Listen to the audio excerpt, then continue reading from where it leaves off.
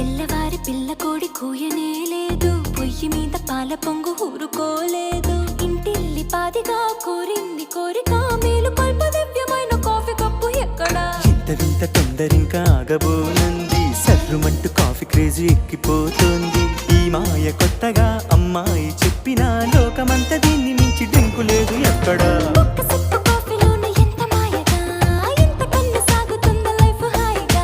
పొద్దు పొడిచి పొద్దు గోకి దాకా తోడుగా, కప్పు కప్పుకొక్క కొత్త అర్థముందిగా.